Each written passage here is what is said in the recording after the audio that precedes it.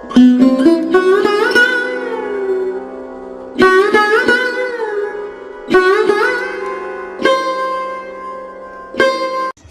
कृष्णा। जिस संसार में हम रह रहे हैं उसे भौतिक संसार कहते हैं, जो कि नश्वान है और अनेक कष्टों से भरा हुआ है।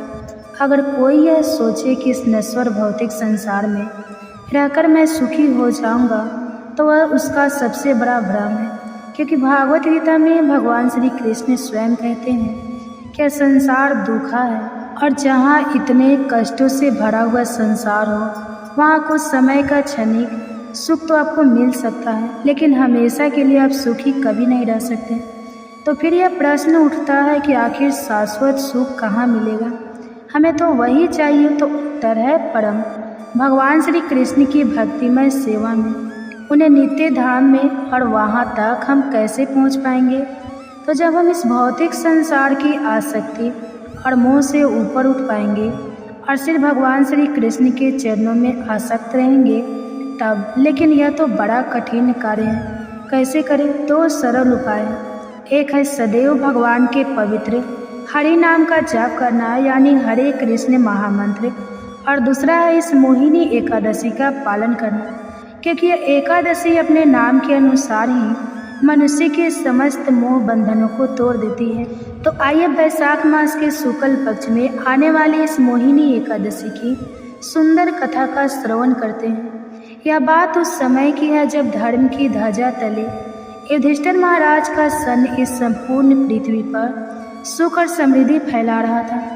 एक दिन भगवान श्री कृष्ण से धर्म और ज्ञान की चर्चा करते हुए युधिष्ठिर महाराज ने पूछा, हे जनार्दन, वैशाख मास के शुक्ल पक्ष में आने वाली एकादशी का क्या नाम है और इसके पालन से क्या फल प्राप्त होता है? भगवान श्री कृष्ण ने इसका उत्तर देते हुए कहा, हे धर्मपुत्र, इस संदर्भ में विशिष्ट मुनि और पुत्र प्रभु श्री रामचंद्र के बीच हुए स्वाद को सुनिए, उसी में आपको अपना उत्तर मिल जाएगा। बस फिर क्या था, भगवान श्री कृष्ण ने एक सुंदर पौराणिक कथा कहना प्रारंभ किया। पूर्व काल में श्री रामचंद्र ने अपने कुल गुरु विशिष्ट मुनि से पूछा था, हे ऋषिवर, सीता के विरह में मैं अत्यंत निराश हूँ, कृपया मुझे ऐसा कोई व्रत बताएं जिसके पालन से मैं समस्त पाप और दुखों से मुक्त हो पाऊँ। यह सुनकर विशिष्ट मुनि ने कहा, प्रिय राम, आप अत्यंत बुद्धिमान हैं, आपका पवित्र नाम ही समस्त दुखों का नाश करने वाला है। फिर भी जीवों के कल्याण हेतु आपने जो प्रश्न पूछा है वह अत्यंत प्रशंसनीय है। वैशाख मास के शुक्ल पक्ष में आने वाली मोहिनी एकादशी अत्यंत मंगलदय है, जिसके पालन से व्यक्ति समस्त भौतिक क्लेश और पापों से मुक्त हो सकता है। अब आप इस विषय में एक पौराणिक कथा का श्रवण करिए। प्राचीन काल में सरस्वती नदी के किनारे भद्रावती नाम का एक सुंदर राज्य था। वहाँ के शासक थे राजा ध्रुति। अत्यंत सहिष्णु और प्रजा पाल नामक एक पुण्यशैली वैष्णव अपने परिवार के साथ रहता था। अपने नाम को सार्थक करते हुए उसने राज्य में अनेक धर्मशालाएं, उद्यान, पाठशाला, पानी के प्याऊ और भगवान श्री विष्णु के मंदिर बनवाए थे। इस परोपकारी वैष्णव के 5 पुत्र थे। उनके नाम थे समांतु, मन में आधाविक, सुकृति और दृष्ट बुद्धि। बाकी सभी पुत्र तो सदाचारी निकले, लेकिन उनका जो दृष्ट बुद्धि पुत्र था, जो कि सबसे छोटा था, वो अपने नाम के अनुसार ही दुराचारी बना। निष्पाप पशु हत्या, मांस भक्षण, मदिरा पान, चोरी, जुआ इत्यादि सारी बुरी आदतें उसके अंदर थी। ना तो वह किसी ब्राह्मण, बुजुर्ग और वैष्णव को सम्मान देता था और ना ही वह किसी भी प्रकार के धर्म का आचरण करता था। अभी तो अपने पिता की संपत्ति का व्यय करते रहता था। अब एक दिन क्या हुआ कि उसके पिता ने दुष्ट बुद्धि को खुलेआम चौराहे पर किसी वेश्या के साथ कंधे पर हाथ रखकर जाते हुए देख लिया, और उसी दिन धनपाल ने अपने इस पुत्र को घर और संपत्ति से निष्कासित कर दिया। अब देखिए, जो बुद्धि एक बार मलिन हो जाती है ना, वह इतनी सरलता से शुद्ध नहीं होती। तो बस दुष्ट बुद्धि भी घर से तो निकल गया, लेकिन मानो उसे कुछ ज़्यादा फर्क नहीं पड़ा। उसने अपना पुराना आचरण यथावत चालू रखा। कई बार राजा के सैनिकों ने उसे पकड़ा था, लेकिन पिता की प्रतिष्ठा ने उसे बचा लिया। लेकिन अब सारी हदें पार हो चुकी थी। अंत में राजा ने दृष्ट बुद्धि को राज्य से भी निकाल दिया। अब वह जंगल में भटकने लगा। सारे मित्रगण तो राज्य में ही छूट गए थे और जो धन था वह भी समाप्त हो चुका था। तो बस अब उसने जंगल में प्राणियों का शिकार करके कच्चा मांस खाना शुरू कर दिया। लेकिन वह हमेशा दुखी रहता था। उसके पाप कर्म का घड़ा इतना भर चुका था कि मानो बस अब वो फूटने ही वाला था। और हुआ भी कुछ ऐसा ही। एक दिन वन में भटकते हुए धृष्ट बुद्धि को मुनि के आश्रम में जा पहुंचा। अब ऋषि गंगा स्नान करके अभी अभी आश्रम में ही आ रहे थे। उनके कपड़ों से गिरी हुई गंगा जल की कुछ बूंदें धृष्ट बुद्धि के ऊपर गिर गई। और बस फिर क्या था, वही हुआ जो इतिहास में होता आया है। साधु पुरुष के क्षणिक संसर्ग का यह परिणाम आया कि दुष्ट बुद्धि के सभी पाप नष्ट हो गए। उसने विनम्रतापूर्वक ऋषि को प्रणाम किया और इस प्रकार कहा, हे मुनिवर, मैं अत्यंत पापी हूँ। ऐसा कोई जघन्य पाप नहीं है जो मैंने ना किया हो। परिणाम स्वरूप मैं अपने परिवार और राज्य से भी दूर हो चुका हूँ। हे ऋषिवर, क्या मुझ जैसा पापी के लिए इस दुख के सागर से मुक्त होने का कोई मार्ग है? इस प्रकार पूछकर वह ऋषि को सामने आशा भरी नजरों से देखने लगा। उसके यह वचन सुनकर ऋषि ने कहा, हे वत्स, ध्यानपूर्वक सुनो। मैं तुम्हें एक ऐसे व्रत के विषय में बताता हूँ जो मेरों से भी अधिक प्रचलित पापों के नाश को नष्ट कर देता है। इस व्रत के पालन से कुछ ही क्षणों में तुम्हारे समस्त पापों का नाश हो जाएगा। और यह व्रत है वैशाख मास के शुक्ल पक्ष में आने वाली मोहिनी एकादशी। इस व्रत का दृढ़तापूर्वक पालन करो और तुम्हारे सभी कष्ट समाप्त हो जाएंगे। यह कहकर ऋषि ने मोहिनी एकादशी व्रत की विधि बताई। ऋषि के निर्देश अनुसार धृष्ट बुद्धि ने इस व्रत का निष्ठापूर्वक पालन किया और इसके परिणाम स्वरूप उसके समस्त पाप नष्ट हो गए और दिव्य शरीर प्राप्त करके गुरूर पर सवार होकर वह विष्णु लोक चला गया। इस प्रकार विशिष्ट मुनि द्वारा प्रभु श्री रामचंद्र को सुनाई गई कथा का समापन करते हुए भगवान श्री कृष्ण ने युधिष्ठिर महाराज से कहा, हे धर्मराज, इस व्रत के पालन से अर्जित पुण्य के छठे भाग की तुलना भी किसी तीर्थ स्नान या दान से नहीं हो सकती। जो व्यक्ति इस कथा का श्रवण भी करता है उसे 1000 गौ को दान देने का पुण्य फल प्राप्त होता है। पद्म पुराण के भाग 7 क्रिया योग सार खंड में व्यासदेव और जैमिनी ऋषि का स्वाद आता है, जिसमें व्यासदेव कहते हैं, श्रेष्ठ मनुष्यों को चाहिए कि वे आत्म कल्याण के लिए एकादशी तिथि के आने पर कभी भी अन्न न खाएं। संसार के सभी पाप एकादशी के दिन भगवान नारायण की आज्ञा से अन्न के भीतर निवास करते हैं। तो इसलिए एकादशी के दिन किसी भी प्रकार का अन्न का सेवन नहीं करना चाहिए। अन्न यानी दाल, चावल, गेहूँ, बाजरा या फिर इनमें से किसी भी चीज़ से बना हुआ कोई भी खाद्य पदार्थ अगर आवश्यकता लगे तो दूध, फलाहार, एकादशी प्रसाद इत्यादि लिया जा सकता है। भोजन के साथ साथ एकादशी के दिन अपनी चेतना पर भी विशेष ध्यान दें। आज के दिन अधिक से अधिक समय हरे कृष्ण महामंत्र का जाप करने में व्यतीत करें, यानी कि हरे कृष्ण कृष्ण कृष्ण हरे हरे। इस मंत्रों का कम से कम 108 जाप करने से 8 या 16 या 25 माला का जाप करना चाहिए। भागवत गीता या श्रीमद् भागवत जैसे दिव्य ग्रंथों को पढ़ना चाहिए और शिला प्रभुपाद के प्रवचन सुनना चाहिए। आज के दिन किसी व्यक्ति की निंदा न करें, झूठ ना बोले, बिना काम की बातों और कार्यों में समय ना गवाएं। मोबाइल का उपयोग उतना ही करें जितना आवश्यक है। अगर शरीर से स्वस्थ है तो दिन में ना सोए और जितना संभव हो उतना रात्रि में भी जागरण करें और इस समय में हरि भजन और कीर्तन करें अथवा सुने। अगले दिन निर्धारित पारण के समय पर योग्य ब्राह्मण या वैष्णव को दान देकर भगवान को अर्पित भोजन प्रसाद से अपना एकादशी व्रत का पालन करें। इस एकादशी का पारण क्यों और कैसे करना चाहिए, अगर यह जानना चाहते हैं तो इसके ऊपर भी हम आज शाम को एक स्पेशल वीडियो लेकर आएंगे। तो अगर अभी तक आपने इस चैनल को सब्सक्राइब नहीं किया है तो जल्दी से कर लीजिए और नोटिफिकेशन बटन भी ऑन कर लीजिए ताकि यह वीडियो आपको सरलता से मिल जाए। हम जानते हैं कि आप हमारे एकादशी वीडियोज़ को नियमित रूप से देखते हैं और ये आपको अच्छे भी लगते हैं। आपके कमेंट्स हमें इस कार्य को आगे बढ़ाने में प्रोत्साहित करते हैं। लेकिन इन वीडियोस को बनाने में अगर आप हमारी सहायता करना चाहते हैं तो हमारे चैनल को सब्सक्राइब करके वीडियो को लाइक कीजिए। बस इतना ही। आप सुनिए पारण के दिन तुलसी माता की पावन कथा। तुलसी माता की बड़ी ही पावन कथा का श्रवण कराएंगे। तो श्रोताओ, आइए बड़े ही प्रसन्न चित्त मन से इस कथा का रसपान कीजिए। सौरण मुनि की पुत्री तुलसी अपूर्व सुंदरी थी। उनकी इच्छा थी कि उनका विवाह भगवान नारायण के साथ हो। इसके लिए उन्होंने नारायण पर्वत की घाटी में स्थित वद्री वन में घोर तपस्या की। दीर्घ काल तक तपस्या के उपरांत ब्रह्मा जी ने प्रसन्न होकर दर्शन दिया और वर मांगने को कहा। तुलसी जी ने कहा, सृष्टिकर्ता ब्रह्मा देव, आप अंतर्यामी हैं, सबके मन की बात जानते हैं। फिर भी मैं अपनी इच्छा आपसे बताती हूँ। मैं चाहती हूँ कि भगवान श्री नारायण मुझे पति रूप में मिले। ब्रह्मा जी ने कहा, तुम्हारा अभिसत्ता अपने पूर्व जन्म में किसी अपराध के कारण तुम्हें श्राप मिला है। इसी प्रकार भगवान श्री नारायण के एक पार्षद को भी दानव कुल में जन्म लेने का श्राप मिला है। दानव कुल में जन्म लेने के बाद भी उस समय नारायण का अंश विद्यमान रहेगा। इसलिए इस जन्म में पूर्व जन्म के पाप के शमन के लिए संपूर्ण नारायण तो नहीं मिलेंगे, लेकिन नारायण के अंश से युक्त दानव कुल में जन्मे उस श्रापग्रस्त पार्षद से तुम्हारा विवाह होगा। श्राप मुक्त होने पर भगवान श्री नारायण सदा सर्वदा के लिए तुम्हारे पति हो जाएंगे। तुलसी ने ब्रह्मा के इस वर को स्वीकार किया, क्योंकि मानव कुल में जन्म के कारण उस मायावी भोग को तो भोगना ही था। तुलसी वद्री वन में ही रहने लगी।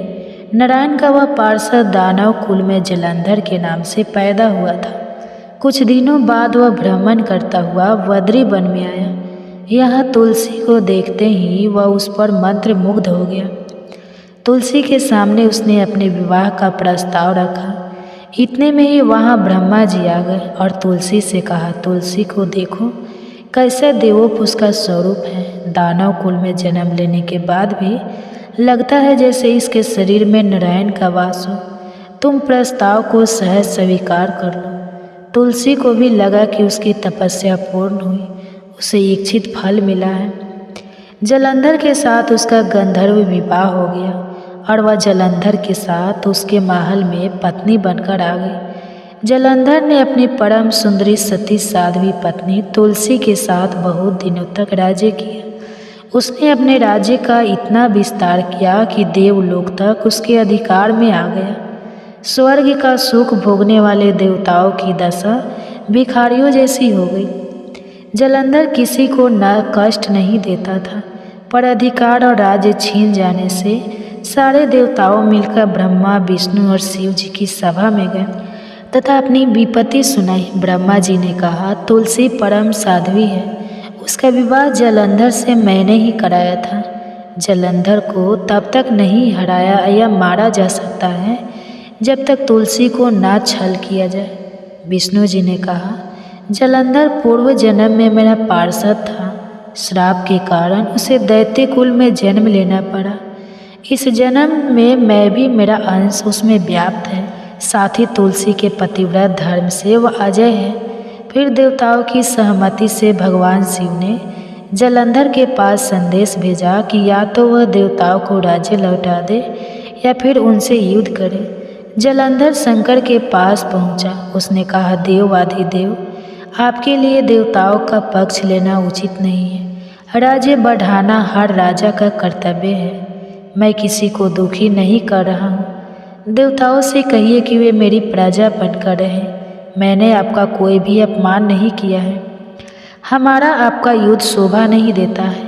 अगर आप हार गए तो बड़ी लज्जा की बात होगी। मैं हार गया तो आपकी कीर्ति बहुत अधिक नहीं बढ़ेगी। भगवान शंकर फिर हंसने लगे। वे तो सब रहस्य समझते थे। तुलसी और जलंधर के पूर्व जन्म के श्राप की अवधि लगभग पूरी हो चुकी थी। फिर शंकर जी बोले, इसमें कीर्ति और लज्जा की बात नहीं है। तुम देवों के राज्य लौटाकर उन्हें उनके पद पर प्रतिष्ठित होने दो। युद्ध से बचने का यही एक उपाय है। जलंधर ने कहा, मैंने युद्ध के बल से देवलोक जीता है। कोई उसे युद्ध के द्वारा ही वापस ले सकता है।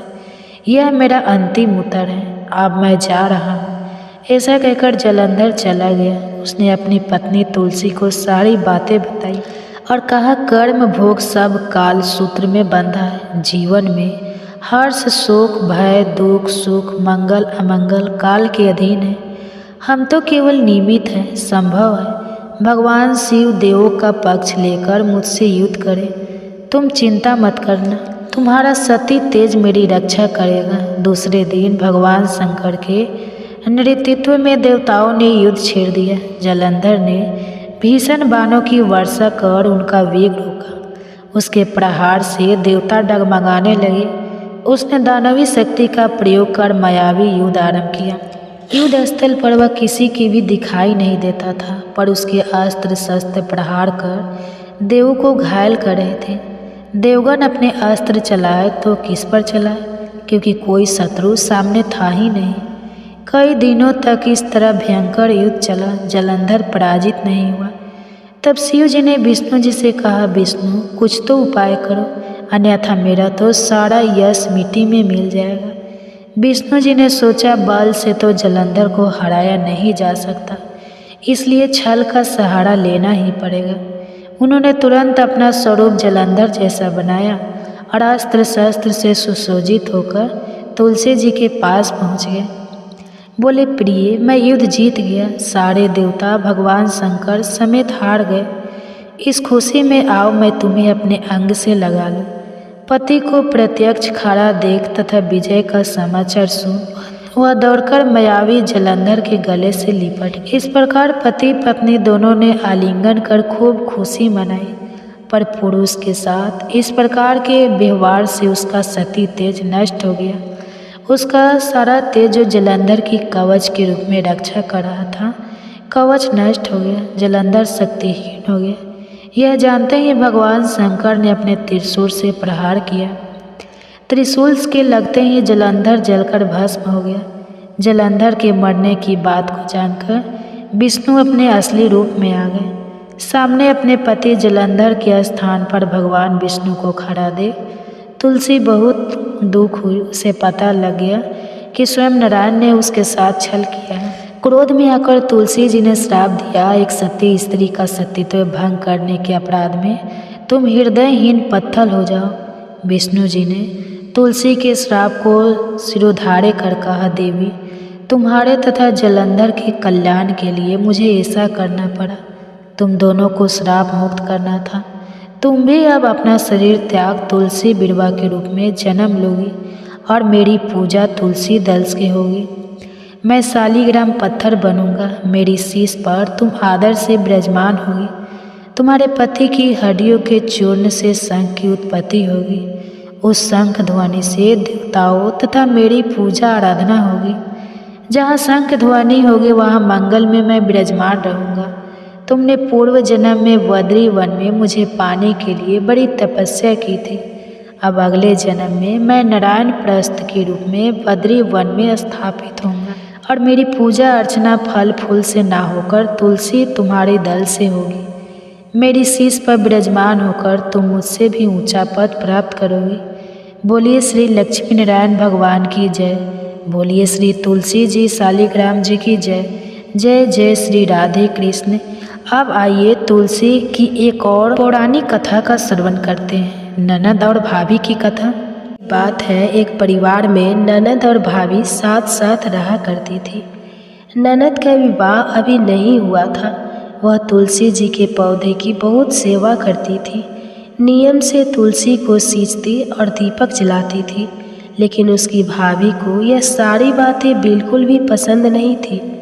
जब कभी उसकी भाभी को बहुत ज़्यादा गुस्सा आता तब वह अपनी ननद को ताना देते हुए कहती कि जब तुम्हारा विवाह होगा तो मैं इस तुलसी को ही बारातियों की खाने को दूंगी और तुम्हारे दहेज में भी तुलसी ही दूंगी।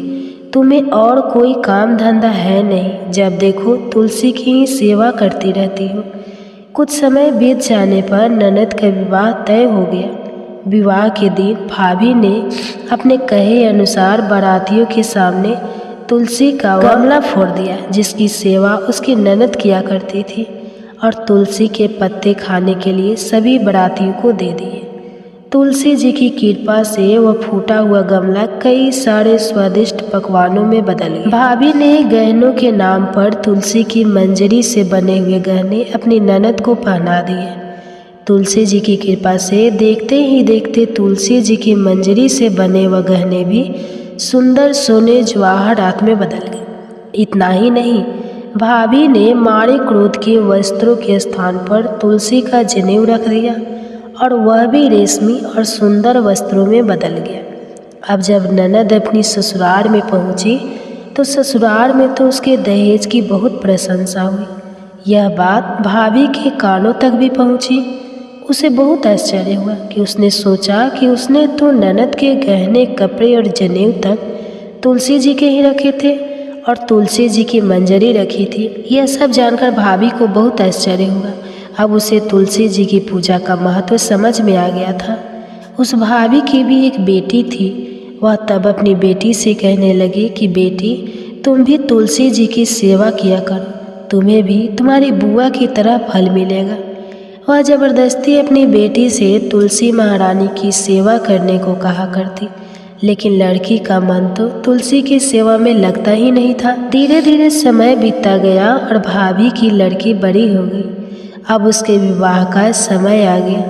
तब भाभी सोचने लगी कि जैसा व्यवहार मैंने अपनी ननद के साथ किया था, वैसा ही व्यवहार अब मैं अपनी बेटी के साथ भी करूँगी, तो यह भी गहनों से लद जाएगी और बारातियों को भी खाने में तरह तरह के पकवान मिलेंगे। भाभी मन ही मन सोचने लगी कि ससुराल में भी मेरी बेटी को बहुत मान सम्मान मिलेगा। यही सोचकर भाभी बारातियों के सामने तुलसी का गमला फोड़ देती है, लेकिन इस बार गमले की मिट्टी मिट्टी ही रहती है। मंजरी और पत्ते भी अपने ही रूप में रहते हैं। जनेऊ भी अपना रूप नहीं बदला। जब भाभी ने सभी बारातियों को खाने में तुलसी के पत्ते दिए तो ये देखकर सभी लोग और बारात भी भाभी की बुराई करने लगे। भाभी ने लालच में आकर अपनी बेटी के दहेज में भी तुलसी के पत्ते और मंजरी आदि रख दिए थे। जब बेटी अपने ससुराल पहुंची तो वहां पर भी उसकी बुराई ही हुई। भाभी गुस्से के कारण कभी भी अपनी ननद को नहीं बुलाती थी। एक दिन भाई ने सोचा कि मेरी पत्नी तो मेरी बहन को बुलाती नहीं है, क्यों ना मैं ही अपनी बहन से मिलकर आऊँ। यह सोचकर उसने अपनी पत्नी से कहा और कुछ उपहार अपनी बहन के लिए ले जाने की बात कही। तो भाभी ने थैले में ज्वार भरकर कह दिया कि यह लो और कुछ नहीं है, तुम यही लेकर जाओ। तब भाई बहुत दुखी मन से अपनी बहन के पास चल दिया। रास्ते में वह सोचता रहा कि कोई भला भाई अपनी बहन के घर ज्वार कैसे ले जा सकता है। यही सोचकर वह गौशाला के पास रुक गया और ज्वार का वह थैला उसने गाय के सामने पलट दिया। तभी एक ग्वाले ने यह सब देख लिया। तब उस ग्वाले ने आकर उसके भाई से कहा कि अरे, आप गाय के सामने यह हीरे मोती और सोना क्यों डाल रहे हो, इसे तो घास डालनी होती है। तब भाई ने मुड़कर देखा तो वह हैरान रह गया। फिर भाई ने ग्वाले की सारी बात बताई और धन लेकर खुशी खुशी अपनी बहन के घर चल दिया। दोनों भाई बहन एक दूसरे को देखकर बहुत प्रसन्न हो गए। तब बहन ने तुलसी माता से सच्चे मन से प्रार्थना की कि उसकी भाभी को सद्बुद्धि प्राप्त हो जाए और तुलसी माता की कृपा से उनके घर में सुख, समृद्धि और धन के भंडार भर जाए। तब कुछ दिनों के बाद देखते ही देखते भाभी का मन बदल गया और वह अपनी ननद को बहुत सम्मान देने लगी और वह भी सच्चे मन से तुलसी जी की सेवा करने लगी। तुलसी माता की कृपा से उनके घर में सुख, समृद्धि के भंडार भर गए।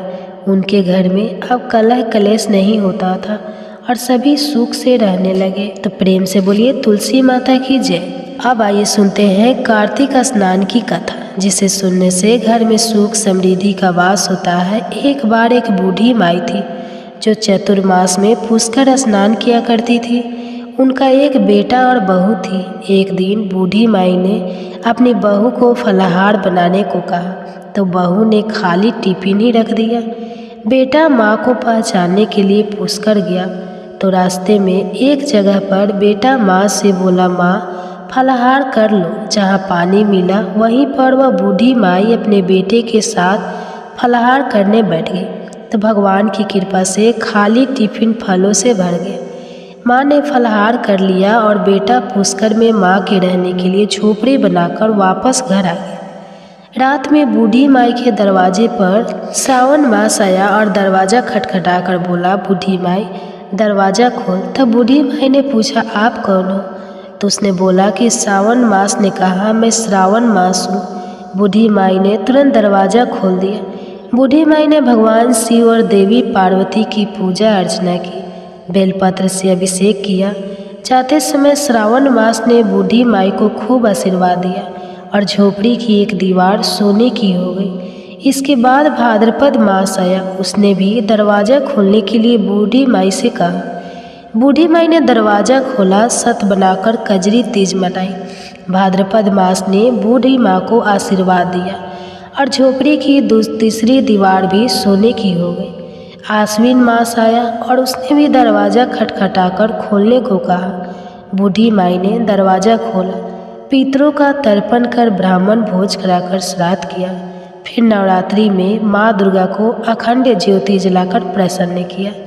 सत्य की विजय दिवस के रूप में और बुराई के अंत की खुशी में दशहरा मनाए। आश्विन मास नेते समय प्रसन्न होकर बूढ़ी माई की झोपड़ी की तीसरी दीवार भी बहुमूल्य हीरे रत्नों से जड़ दी और बूढ़ी माई को सदैव प्रसन्न रहने का आशीर्वाद दिया।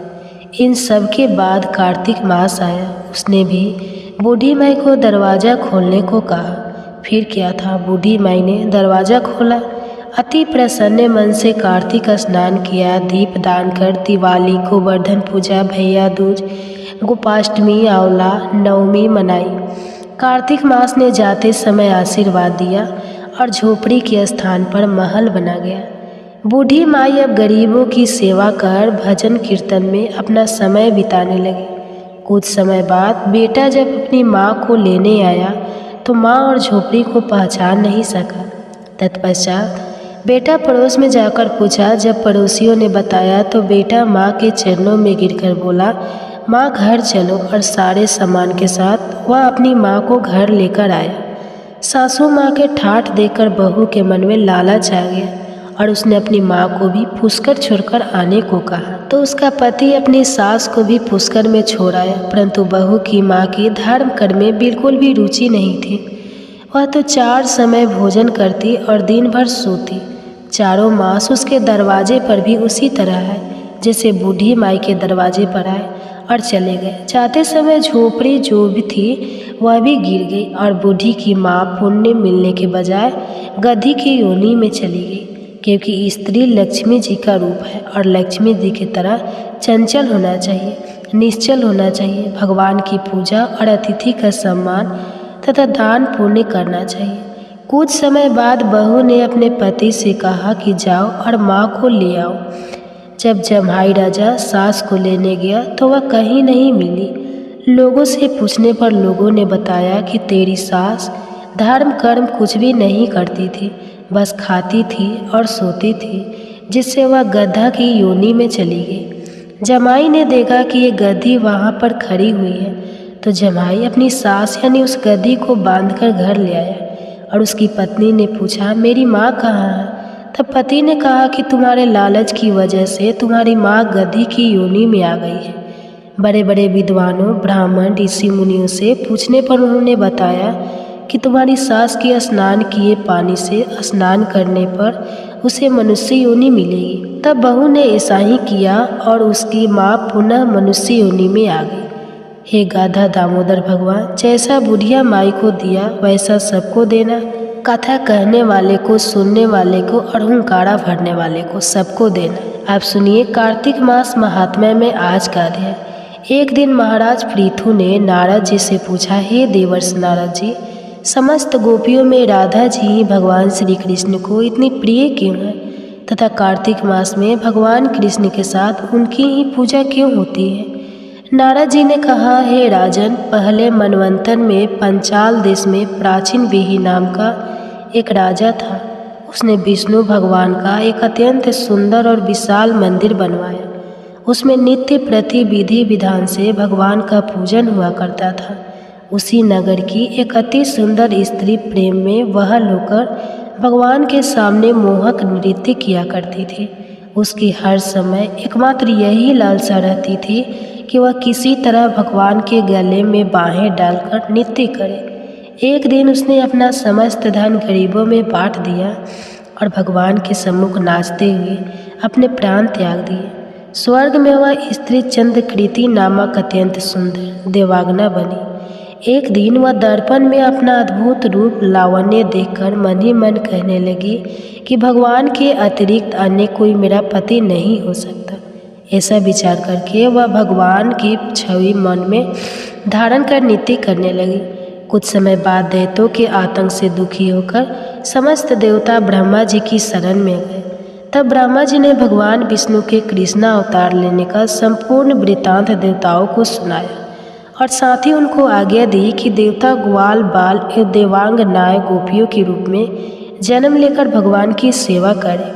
देवांगना चंद्रकृति ब्रह्मा जी से प्रार्थना करती हुई बोली, हे पितामह भगवान, स्वयं मेरे साथ नाचे, मेरा पूर्व जन्म का यह मनोरथ पूर्ण करने की कृपा कीजिए। तब ब्रह्मा जी ने वरदान देते हुए कहा, तुम नंद ग्राम में वृषभान के यहाँ राधा नाम से जन्म लेकर समस्त ब्रज गोपिका से अधिक भगवान को प्रिय होगी। उस समय भगवान तुम्हें अपने प्राणों से भी अधिक प्रिय समझेंगे तथा रास उत्सव में तुम उनके साथ नृत्य करोगे। इस प्रकार तुम्हारा मनोरथ पूर्ण होगा। ब्रह्मा जी के वरदान को पूर्ण करने के लिए श्री कृष्णा अवतार में भगवान ने राधा जी के साथ रास उत्सव में नृत्य किया और उन्हें अपने प्राणों से भी अधिक प्रिय माना। तो बोलो श्री राधा रानी की जय। महाराज प्रभु ने नारद जी से पूछा है, देवर्षियाम, पंचक काल में दीपदान का क्या महत्व और विधान है, कृपा करके मुझे बतलाइए। तब नारद जी ने कहा, हे राजन, कार्तिक मास के कृष्ण पक्ष की त्रयोदशी से शुक्ल पक्ष की द्वितीया तक के 5 दिन यम पंचक कहलाते हैं। इन दिनों में धनतेरस की रात्रि को यमराज के निमित्त दीपक जलाने से यमराज प्रसन्न होते हैं और अकाल मृत्यु आदि नहीं होती। इसके अगले दिन कार्तिक कृष्ण चतुर्दशी को नरक चतुर्दशी भी कहते हैं। इस दिन तिल का तेल, अपमार्ग तथा दुर्वा आदि लगाकर स्नान करना चाहिए। स्नान के बाद दक्षिण की ओर मुख करके अपस्वयं होकर जल में तिल मिलावे और 3 दिन अंजलि से यमक, धर्मराजा, मृत्युए, अंतकाय, कलाय, सर्वभूतका, आयुधुए, दनाय, परमेश्वर, मृत्युका, चिंता, चित्रगुप्ता है, इन नामों से यमराज को तर्पण करें। फिर स्वयंकाल ब्रह्मा, विष्णु, शिव तथा दुर्गा के मंदिरों में तथा वृक्ष सभा, गौशाला, बगीचा, नदी, तालाब, कुआं, बावड़ी, गली, चौरा, खेत, सम्मान आदि में दीपक जलाते और रात्रि को श्री लक्ष्मी जी की पूजा करें। यदि शास्त्र में किसी भी मृत्यु हो गई हो तो उसके निमित्त भी चतुर्दशी को दीप दान करना चाहिए। इससे अक्षय पुण्य फल प्राप्त होता है। इसके बाद कन्या, ब्रह्मचारी तथा तपस्वी जी है कौर की अमावस्या अर्थात दीपावली के दिन भी स्नान आदि से निर्मित होकर पितरों का पूजन और श्राद्ध करके ब्राह्मणों को भोजन करावे। फिर स्वयंकाल घर तुलसी के समीप देवस्थान, शमशान, नदी, पर्वत, चौरस्ता तथा गौशाला में दीपक जलावे। तत्पश्चात लक्ष्मी जी की स्तुति करके उनको जगावे। जिस प्रकार पतिव्रता स्त्री अपने पति से पहले जागती है, उसी प्रकार लक्ष्मी जी भी भगवान से 12 दिन पहले जागती है। अमावस्या को दिन में बालक, वृद्ध तथा रोगियों को छोड़कर अन्य कोई भोजन ना करे।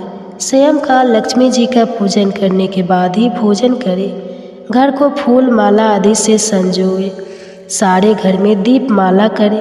घर के सभी स्त्री पुरुष नवीन वस्त्र धारण करें और समस्त रात्रि लक्ष्मी जी के समक्ष नृत्य, गीता आदि करके हर्षोल्लास के व्यतीत करें।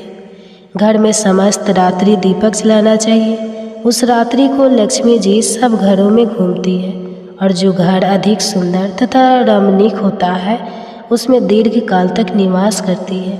एक प्रहर रात्रि शेष रहने पर दरिद्री अर्थात घर का कूड़ा करकट, सूप या पुराने पंखे पड़कर बाहर फेंक देना चाहिए। ऐसा करने से वह घर धन धान्य से परिपूर्ण रहता है। दीपावली के अगले दिन गोवर्धन का गोवर्धन बनाकर बंधु बांधव सहित गोवर्धन पूजन करें तथा ब्राह्मण को भोजन करावे। स्वयं भी नवीन अन्न का भोजन करे। भगवान श्री कृष्ण ने इंद्र का मान मर्दन करके गोवर्धन पर्वत की पूजा इसी दिन की थी। श्यामकाल के समय गौ तथा वृषभ अर्थात बैल की पूजा करें तथा अपने परिवार के भरण पोषण और रक्षा के लिए उनसे प्रार्थना करें। इसी दिन श्यामकाल के समय बलि तथा उसकी पत्नी विद्यावती की मूर्ति बनाकर पूजन तथा दान आदि क्रियाएं करने से परिवार सुखी तथा समृद्ध रहता है। इसके आगे का वृत्तांत आप सभी आने वाले अध्याय में सुनिए। जय श्री कृष्णा, राधे राधे। अगर वीडियो पसंद आई तो हमारे चैनल को सब्सक्राइब करें। धन्यवाद।